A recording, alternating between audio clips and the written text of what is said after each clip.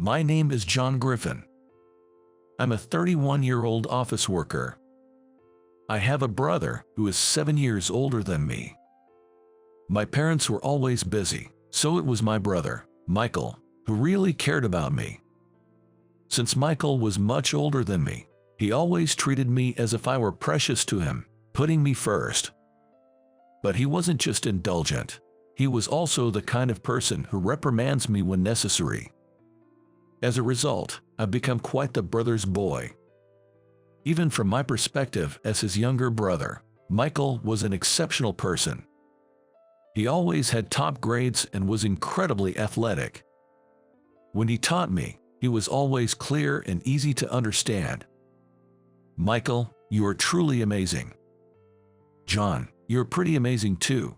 You catch on quickly and have a high comprehension ability, so you remember everything in no time. Eager to live up to my admirable brother's expectations, I've been striving hard every day. As a result, I managed to land a job at my current company.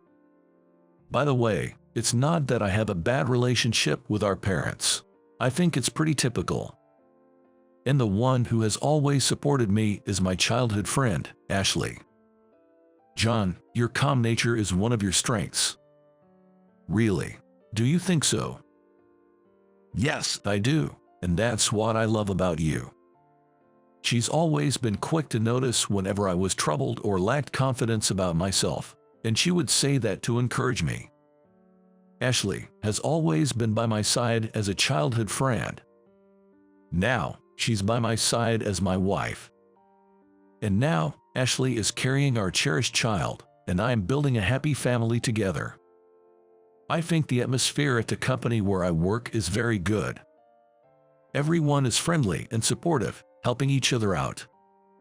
Whenever I have some free time, I actively offer my help. I'm truly glad to be working at this company.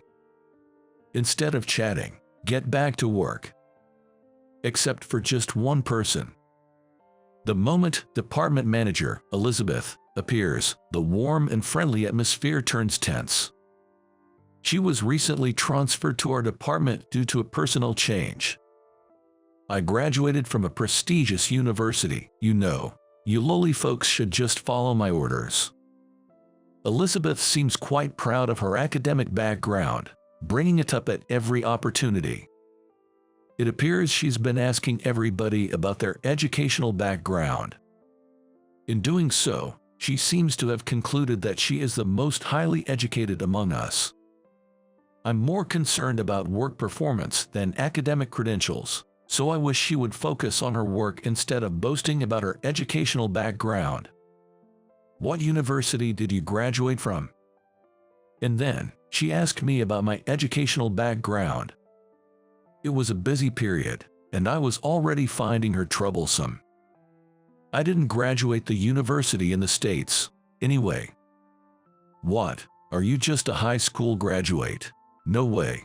Being a high school graduate these days means you're incompetent, aren't you? I tried to brush her off and get back to work quickly, but Elizabeth just assumed I was a high school graduate and started mocking me. I don't usually mind such things. People have different opinions, after all. Besides, Elizabeth believes that she, being a prestigious university graduate, is the most important and correct, and she doesn't need to listen to anyone with lower educational background. So, if she just looked down on me, I could ignore it, but hey you, the low-educated. Finish this job by tomorrow. Wait, Elizabeth, isn't this your job? And the deadline is supposed to be next week. Since you're incompetent, all you need to do is follow my orders. It's troublesome when she dumps her work on me and harasses me like this. My colleagues helped me through it, but the atmosphere in the department had turned tense and uncomfortable. John, are you okay? You seem a bit tired. As soon as I got home, I let out a sigh, and Ashley asked me about it. She works at the same company but is currently on maternity leave and unaware of the situation at work. I wanted her to focus on preparing for the baby, but I decided to vent a little. Actually, I've been targeted by someone troublesome, and she has been dumping her work on me. That sounds tough. If you want, I'm here to listen to more details. Taking advantage of her kindness, I ended up telling her almost everything about Elizabeth. I never imagined that our conversation would be passed on to someone else. John, can we talk for a second? Sure, what's up? One day at work, my brother, Michael, called out to me. Both Michael and I had moved out of our parents' house, and since we work in different departments and hold different positions, we rarely get the chance to talk. Even though we keep in touch regularly, I was puzzled why he chose this moment to talk. I heard quite a bit from Ashley. I couldn't help but smile wryly at his words.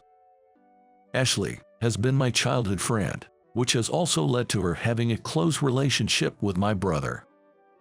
There's no romantic interest between them, and I worry about nothing because Michael is deeply in love with his wife. To avoid any misunderstandings, they've made a point of not meeting without me and my sister-in-law present, and they always show me any communication they have, just to be thorough. Now, he's showing me their messages exchanged as he speaks. I think it's a bit much, though. If you need me, I'm willing to step in. It's okay. Talking to Ashley made me feel a lot better, and for now, I'd like to see how things play out. Is that so?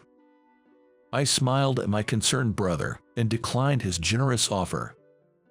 After that, we chatted about other things before parting ways. Hey, Elizabeth. Why is someone as incompetent as you getting cozy with Michael? Out of nowhere, Elizabeth confronted me, having apparently been watching us. Is she close to my brother? Weren't they almost 10 years apart in age? You have no right to casually talk to Michael. Stay away from him from now on.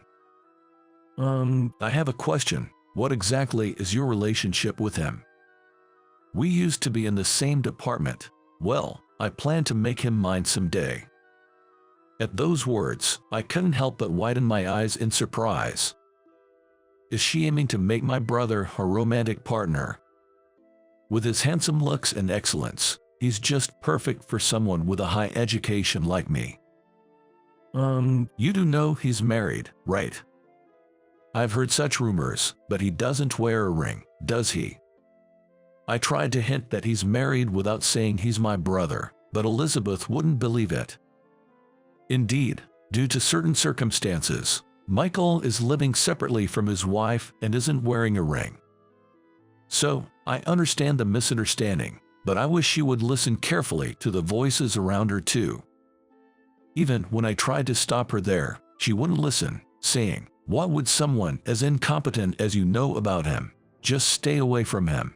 You, the low-educated incompetent," refusing to hear anything else. Even if I said I was his brother, she probably wouldn't believe me, and even if she did, she'd likely say, "Then help me." After Elizabeth left, I found myself holding my head in dismay. Since then, I've been spending my days under Elizabeth's glaring watch. Moreover, her harassment intensified, leaving me wondering what to do. The current CEO is retiring, and a new CEO will be taking over. Consequently, the inauguration party is being organized. I'm attending the party too. I was among the first to receive an invitation. She seems to be over the moon, boasting about it. Basically, all employees were invited. Everyone knew it, but they kept quiet because speaking up would only cause trouble. You're jealous, aren't you? Yes, sure, I responded. Elizabeth smirked at my response. This gave me a bad feeling. For a few days following that, Elizabeth was unusually quiet, as if nothing had ever happened. Then, on the day of the party, due to some circumstances, I had to arrive at the venue early. What? There's no seat for me. After chatting with the new CEO, I tried to check my seat with the hotel staff, but the response I got was that there wasn't any. Confused, I turned around when I heard laughter behind me. Elizabeth. You look so foolish." Elizabeth pointed and laughed at me. I couldn't believe it, though. "I had your seat removed," she admitted. "Why, how could you?" "The organizer for this party is actually my uncle, so I asked him to get rid of the seat for the low-educated." I was stunned that someone would actually do such a thing. As I stood there, flustered, I noticed someone looking at us in surprise. Their shocked expression actually helped me regain my composure. "There's no seat for the low-educated, so you should leave." In the center of the party venue inside a luxurious hotel, I let out a deep sigh at the words spoken there. Being looked down upon and constantly mentioned about my educational background, I had reached my limit of endurance. Maybe this was a good opportunity to set things straight. I glanced at the person behind Elizabeth, who was visibly angry. "Then, I'll be leaving." "Really? Well then." Elizabeth looked surprised at my easy agreement. However, that quickly changed to a triumphant expression. "Then hurry up and leave," she said. "I'll go even without being told." So, I left the hotel quickly, just as she wanted. Imagining what would happen next, I couldn't stop laughing. Now, I wonder what fate awaits Elizabeth, who knows nothing of this.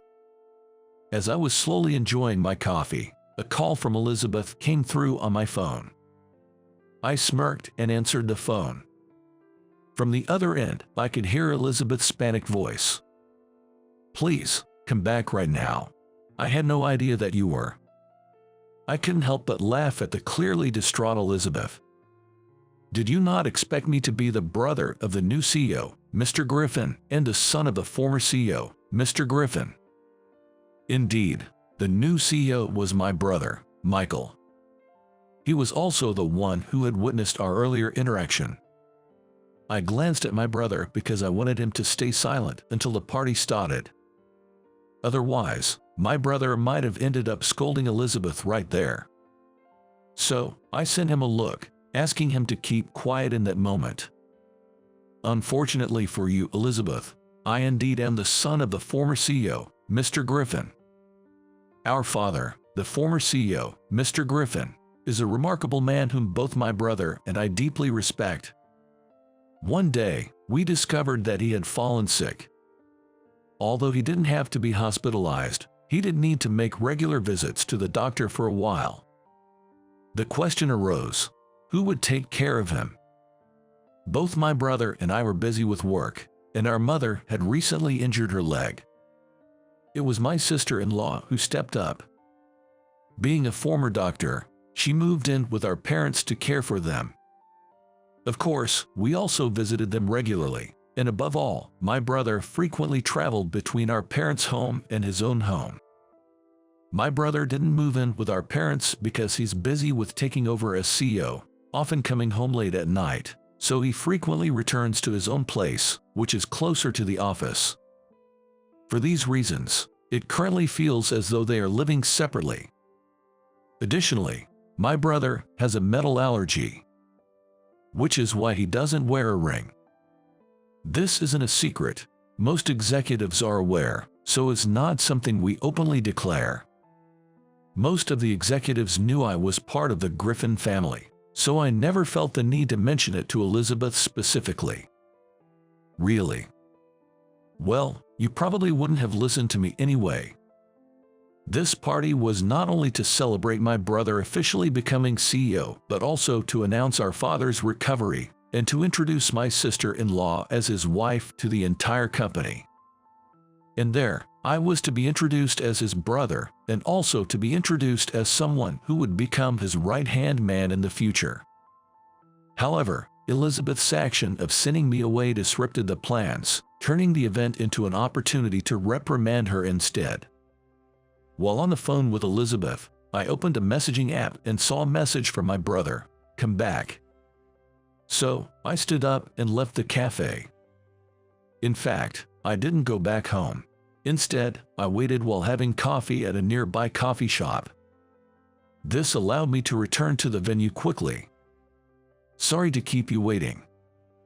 As I entered, all eyes turned to me. While receiving such gazes, I headed towards where my brother and the others were. "Well, you must have hard time, John." There was my brother, smiling broadly, and Elizabeth, looking like she might cry. Seeing me, Elizabeth immediately began to apologize profusely. "I'm truly sorry. I can't accept your apology. I won't forgive you." Without looking at Elizabeth, I responded and smiled at my brother and the others. "Sorry for the trouble. Don't worry about it." My brother easily forgave me as I apologized. Then, he pointed at Elizabeth. It seemed he was giving me the chance to fight back against her before he enacts any punishment. I nodded with a smile and turned back to Elizabeth. "I'm not forgiving you because of the disrespect you showed to Griffin's family, but for what you did to me personally. I'm so sorry. You're only apologizing because I'm part of the Griffin family, right? If I were the low-educated incompetent you mentioned, you wouldn't apologize, would you?" Upon hearing that, Elizabeth's face turned pale. "Oh, there was it. I need to make sure to correct that part as well. By the way, I'm not a high school graduate." "What?" "I graduated from high school in the States, but went abroad for university." "Abroad? I haven't heard that from you before." "Didn't I say I didn't graduate from university in the States?" Elizabeth's eyes widened at my words. "I'm not as exceptional as my brother, but I'm fairly accomplished in my own right.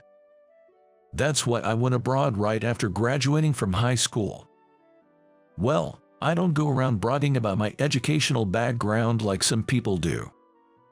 Such the low-educated incompetent, what would they?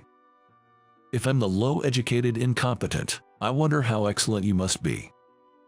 At that question, Elizabeth fell silent. Then, my brother stepped forward.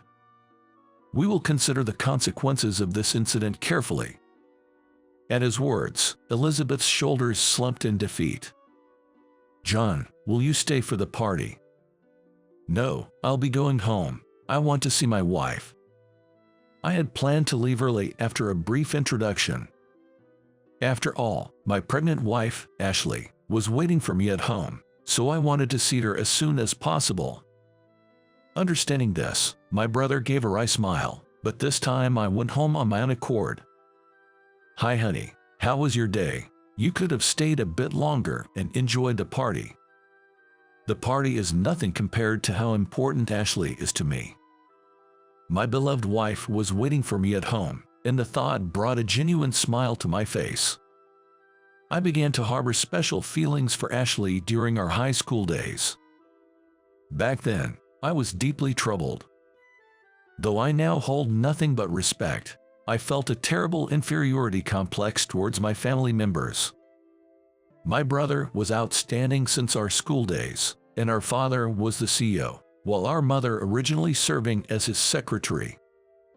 Born into such an elite family, I felt almost crushed by the pressure. "I have nothing." "That's not true. You're amazing in your own way. My grades aren't even close to my brother's, and I've never been recognized in sports. You and your brother are different. Besides, you have something unique that only you possess." I had no confidence, feeling as though I had nothing to offer and that those around me looked down on me. Of course, no one had actually said that to me. My family, especially my brother, made time for me despite their busy schedules, but as an adolescent, I wasn't able to fully appreciate it. Ashley was the one who comforted and supported me through those times. She, who always had kind words for me, gradually became a special presence in my life. "Thank you for everything, Ashley." "It's nothing. I just can't leave you alone." Saying so, she supported me through countless times when I was on the verge of giving up. I've always struggled with expressing anger. Getting angry was exhausting, and avoiding confrontation seemed much easier. Because of my nature, I was often underestimated and entangled by others, leveraging my status as the CEO's son. If anyone messes with John, they'll have to deal with me. Ashley would stand up for me, driving those troublemakers away. Even if it meant getting hurt, she stayed by my side. I wanted to protect her, who has been so supportive. With that thought, I resolved to become stronger both mentally and physically, and accepted the offer to study abroad that my father had proposed. "Aren't you going to tell Ashley?" "No, and don't you say anything unnecessary, okay?" I left for overseas without telling Ashley anything. If she had found someone else by the time I returned, I decided I would give up. With that thought, I graduated successfully and was greeted at the airport by Ashley and my brother. "Welcome back, John." After she said that, I confessed my love to her, and we began dating. Eventually, we got married, and now she's carrying our first child. "Hey, Ashley, thanks for everything." "What are you suddenly talking about?" "You talked to my brother, right? That's how I was able to fight back, so." "Of course, you've been special to me since we were kids. I can forgive anyone who hurts you," Ashley said with a smile. "I still have a lot to learn, it seems. To be protected by the person I wish to protect, how ironic. In return, make sure both our child and I are exceptionally happy, okay?" "Of course, I will." I firmly promised to make a happy life for Ashley and our future together. The next day at work, Elizabeth was nowhere to be seen. I learned from my brother about Elizabeth's circumstances. She was indeed transferred to our department due to a personnel change, but in reality, she was moved here because she had caused problems elsewhere. The issue was her stalking behavior towards my brother. It came to light through reports from my brother and others around him, and under normal circumstances, termination would have been considered. But unfortunately, my father's illness was discovered around the same time. Due to the sudden need to undertake the handover process, the matter was overlooked, and in the meantime, Max, the executive vice president, and her uncle covered it up. The matter was settled with just a departmental transfer. "You should have told me. I didn't want to worry you. You've always been gentle, not the type to lash out, but you worry enough to make yourself sick." That's irrelevant now, isn't it? I'm known for being too gentle and mild-mannered, according to those around me. Just because I don't get angry easily, doesn't mean I think I'm too gentle. So, what happened to Elizabeth and Max, the executive vice president? Both of them are currently suspended. Well, consider it a brief respite. My brother is very capable, but perhaps because of that, he shows no mercy. Anyone who has angered him in the past has faced severe consequences. I thought about Elizabeth's future. As a result, Elizabeth and Max were transferred to a newly established branch, effectively a demotion in disguise. The location is a remote island with surveillance, making escape impossible. However, the primary task is sorting emails that come from the main office. Beyond that, there's basically no work or entertainment. However, they had to work as a form of compensation for the trouble they caused us. I wonder how much stress they're under now. With those thoughts in mind, I get on with my own work. Due to this incident, I was appointed as the department head, an unusual promotion. Fortunately, since Elizabeth had already been delegating her work to me, I was able to take over without any issues. Keep up the good work and climb the ladder. You're going to be my right-hand man someday. To live up to my brother's expectations, I'm continually working on improving myself. Years later, we now have 2 children. My brother doesn't have any kids, but he dotes on ours. Pursue the path you love. You don't have to force yourself to go to college, and on the other hand, it's okay to study abroad. But never forget to be considerate of others. Education doesn't determine everything. Make sure to see people for who they truly are. That's what we teach our children. I don't know what paths they'll take in the future, and they might struggle like I did.